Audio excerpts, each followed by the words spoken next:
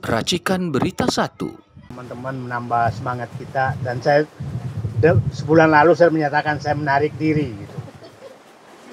Saya sudah menyerahkan perjuangan ini. Kita lihat angka orang yang mau mengambil alih negeri ini kan sepertinya semua digerakkan. Bahkan akhir Said Agil Siraj pun sudah dikeluarkan. Ya kan, jadi maksudnya sebelumnya Yoris, kemudian update dari awal, terus si siapa Hendro Priyono, terus si siapa namanya Muanas, kalau nama terus siapa lagi satu yang Hercules, semua dikeluarkan. Mungkin tinggal nunggu Pak Jokowi yang akan dikeluarkan. Kata senjata terakhir gitu kan, disangkanya mungkin masih ada gunanya gitu kan. Setiap saat saya dikirimin pernyataan itu, tapi saya nggak pernah mau baca.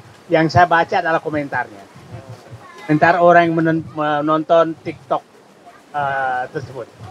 Dan ternyata tidak pandang siapapun, orang itu semua dibaki oleh rakyat, dan ada yang memuji satupun.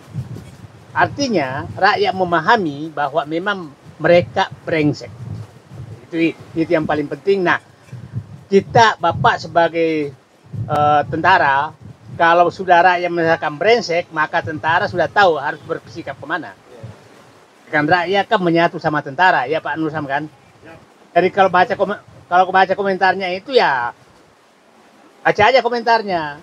Kiai sudah keluar, bekas tentara yang pangkatnya bintang juga sudah dikeluarkan, tapi rakyat ternyata nggak memihak ke mereka. Artinya rakyat, tentara yang aktif maksudnya itu harusnya sudah bersikap, ini sudah harus memihak ke rakyat. Kan kira-kira itu pandangan saya sebagai orang sipil. Nah, karena dia sudah mengeluarkan semua, saya nggak tahu ya, saya tadi tinggal Jokowi aja yang belum dikeluarkan gitu. Belum dikeluarkan. Nah, jadi saya di posisi ya udahlah, biarkan rakyat yang menilai. Silahkan bayar semua mereka berapa uang kamu. Nah, yang menarik, isu yang dikembangkan terus adalah berapa sumbangan aguan. Itu yang terus, Bang. Menurut agama kita, kalau sumbangan dari uang haram itu tetap haram, menurut pemahaman saya. Jadi mau kiai haji, mau kiai apa, kalau itu sumbangannya dari hasil merenggusur rakyat ini, saya tetap haram. Walaupun yang ngomong itu kiai haji, kan? Itu pandangan saya. Walaupun itu Muhammad Said ya. Walaupun itu bekas pimpinan TNI, tapi kalau itu sumbernya uang haram, tetap aja melanggar Sabta Marga, melanggar sumpah prajurit, ya kan, Pak? Nah, bukan karena sumbangannya. Kalau hasil rampokan, ya harusnya nggak diterima dong, yang menjadi pemujinya, gitu kan? Nah, jadi yang kita persoalkan sekarang, pantaskah bahwa mereka memuji-muji pangan dari hasil merampok rakyat, merampok negara? Itu yang pertanyaan saya pertama kepada orang yang sedang memuji-muji aguan karena sumbangannya. Itu siapapun dia. Nah, lihat sekarang. Itu kan yang keluar terus sekarang. Arkan kami dapat sumbangan begini, kok nggak malu gitu loh. Bangga malah menerima sumbangan dari perampok rakyat, perampok negara. Ada. Pernah ada. Agak kasar sebenarnya ini, nggak apa-apa lah. Ke belakang saya. Nah, kita yang selalu yang dipersoalkan yang kedua adalah katanya menampung tenaga kerja, kan hanya dua itu yang dikeluarkan sekarang. Dia penyumbang dan dia penampung tenaga kerja. Nah, dia nggak pernah menghitung berapa nelayan, berapa petani, berapa petambak yang digusur dan tidak punya harga diri. Hilang penghasilan, hilang harga diri. Tahu nanti menjadi pemungut sampah di komplek yang dia bangun. Faktanya nanti bongos di wilayah itu kan kita tinggal semua di komplek. Ada nggak sih bekas yang punya tanah itu menjadi pemilik tanah? Paling tinggi dia jadi satpam paling tinggi.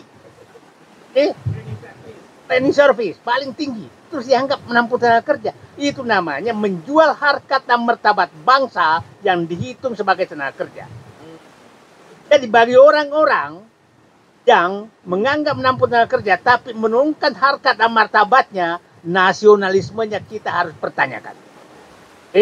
Jadi masih pihak-pihak yang menganggap terus bahwa menampung tenaga kerja, ya tapi kau jual harkat dan martabat bangsamu. Martabat-martabatmu menjadi jongos kepada warga asing yang mau masuk di sini, tapi kau bangga. Jadi jawaban kita hanya dua sekarang menghadapi dengan mereka. Wahai penerima sumbangan pengembang ini, malulah. Karena itu adalah sumbangan dari hasil pemerasan dan perampokan terhadap rakyat dan negara. Malulah. Bagi pihak-pihak menyatakan menampung tenaga kerja, kau sudah menjual harkat dan martabat bangsa kamu. Bangsa kamu, tapi kau bangga menjual itu. Itu nasionalismemu, saya sudah pertanyakan.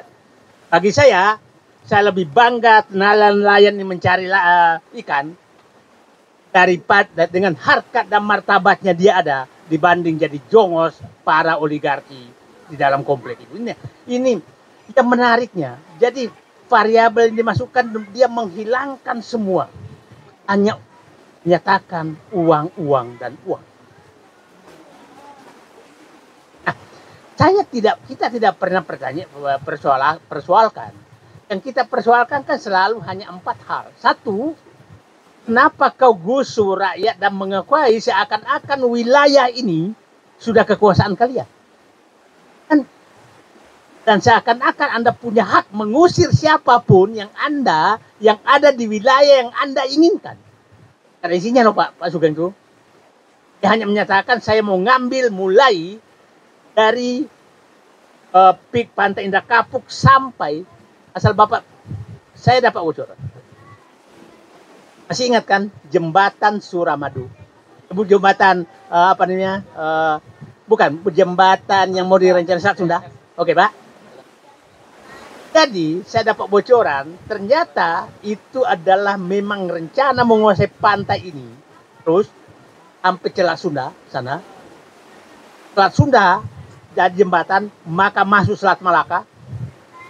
Pada saat Jawa sudah menyatu dengan Sumatera, masuk Selat Malaka, maka itu sudah menyatu dengan Cina.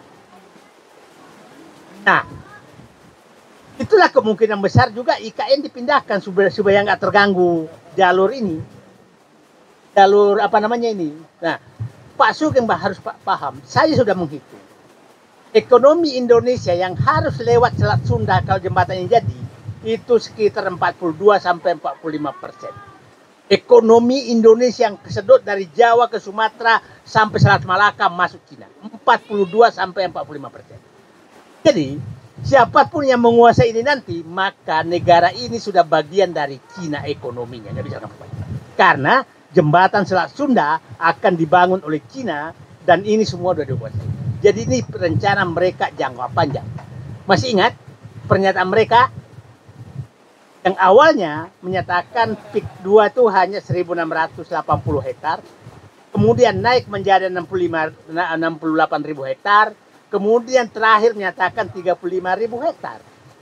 Ya kan? Yang saya awalnya mengatakan perkiraan saya 100.000 hektar. Dan lebih luas dari Singapura. Jadi bapak-bapak, lewat bapak-bapak bisikanlah yang masih punya jiwa sabta margais, jiwa patriotisme, sumpah prajurit. Ya kalau masih ada temannya Tribrata itu juga masih bisa diperbaiki, ya perbaiki juga lah.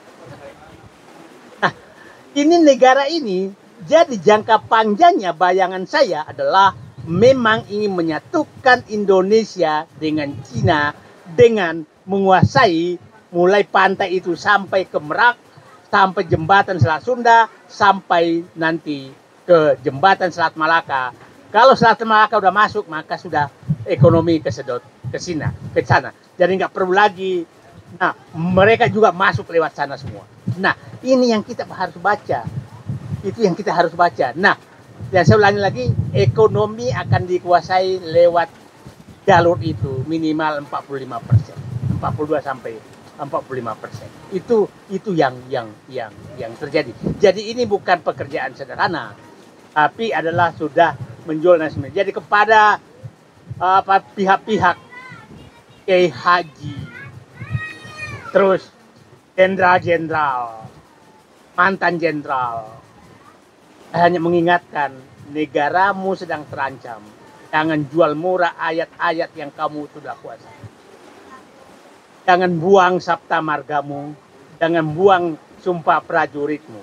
Negaramu sedang terancam. Dan terakhir, jangan kau jadi jongos kepada penjual bangsamu. Itu saya pikir yang paling ini kesadaran. Serangan yang kita hadapi hanya dua. Mereka menganggap Aguan itu orang paling hebat, tumbang mana-mana. Mereka pembuka lapangan kerja. Pertanyaan saya, adakah pekerja Indonesia di Pantai Indah Kapuk? Terima kasih. Assalamualaikum warahmatullahi wabarakatuh.